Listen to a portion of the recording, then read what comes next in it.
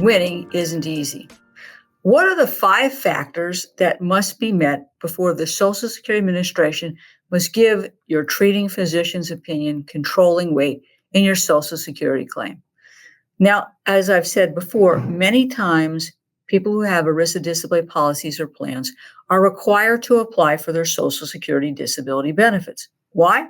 Carrier has the right to reduce your benefits by the receipt of your Social Security benefits and potentially that of your children. The carrier is going to use this sort of as a whipsaw. And what do I mean by that?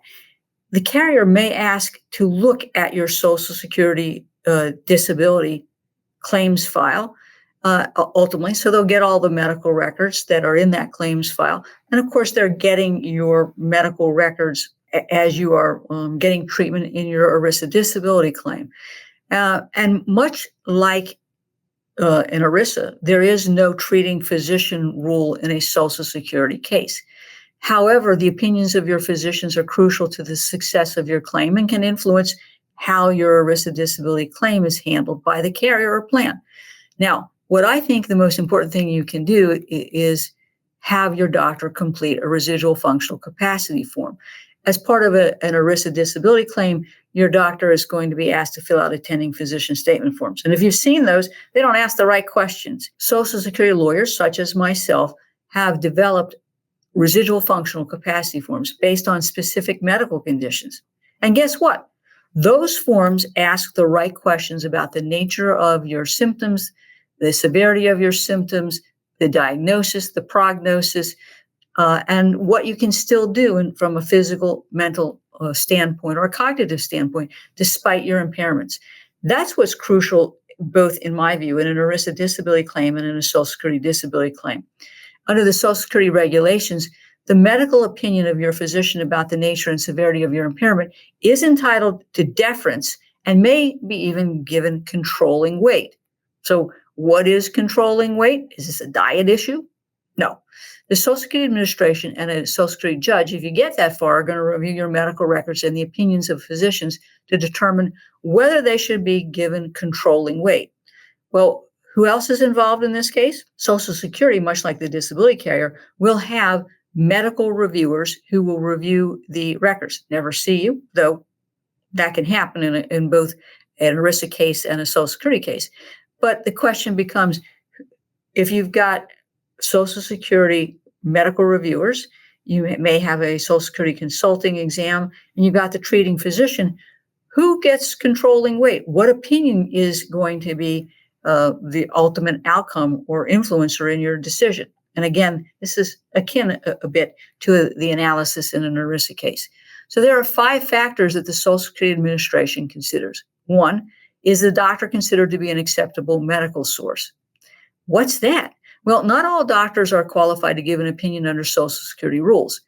An acceptable medical source is a physician, psychologist, podiatrist, optometrist, a qualified speech language pathologist. But guess who isn't? Chiropractors, nurse practitioners, audiologists, PAs, therapists, acupuncturists, nutritionists, naturopaths. Those are just some examples of medical providers whose opinion has no weight at all in the context of a Social Security case, and for the most part, little weight other than that of a chiropractor and a PA in an ERISA disability claim. Now, if you have a case, for example, where you've got a back injury and you're treating with a chiropractor, the ERISA carrier or plan will accept the chiropractor's opinions. In the context of the Social Security case, that physician's opinion doesn't carry any weight at all. So obviously, you want to make sure you're seeing the right doctor.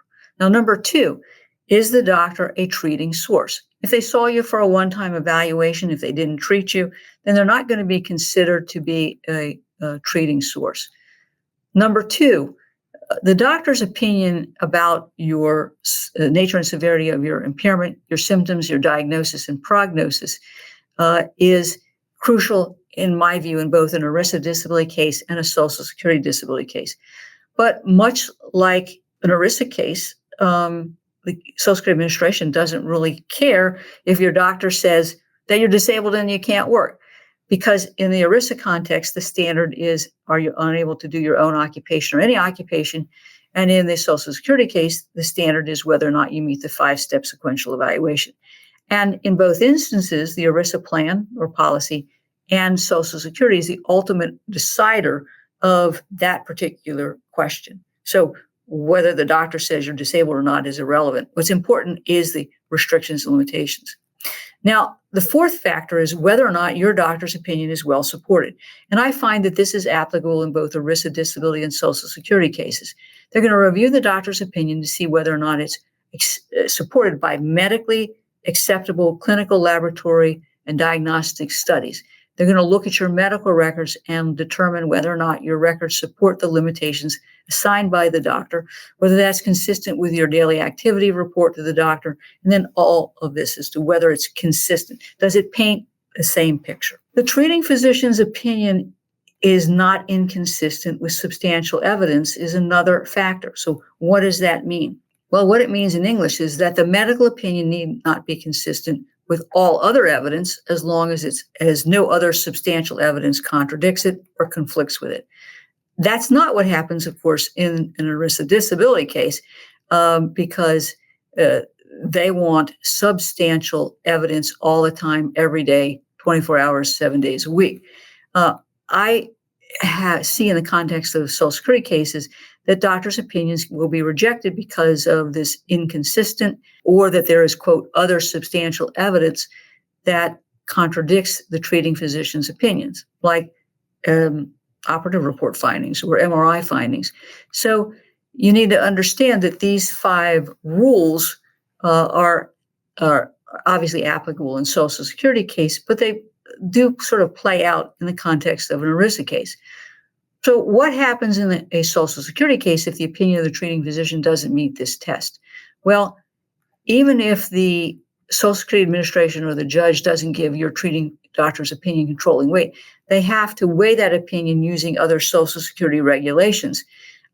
Because Social Security has recognized the special status of a treating physician and say that they should be given greater weight, even when they're unsupported or contradicted, as compared to a physician who never saw you. So in other words, if you have an opinion of a peer review doctor, Social Security doctor who's reviewed the medical records, never saw you, but then you have a doctor who saw you, but whose findings may not be as significant as what the peer review doctor says are in your records, then these regulations say, okay, well, even though the opinion of the treating physician isn't necessarily materially supported as much as we'd like, we're going to give it weight, and we can give it greater weight than the peer review doctor who never saw you. Now, that's a game that I think that is a whipsaw at every level of a Social Security case.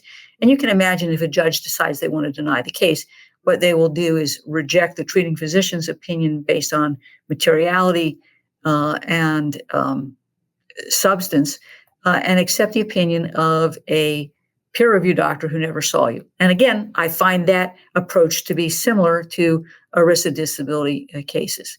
Now, you need to also understand that we do try to attack those Social Security state agency doctors. I just tried a case today where my client has back problems, neck problems, wrist problems, chronic fatigue problems, and the state doctor was a urologist. Well, there's no relationship between what a urologist treats and any of the complaints that my clients had, but this urologist said my client could do sedentary work, which had resulted in a claims denial. Obviously, at the hearing, I'm objecting to this state agency doctor as not being competent and his opinions not supported based on the medical records. So you can see, again, this is a game that Social Security will play and ERISA disability carriers or plans will play.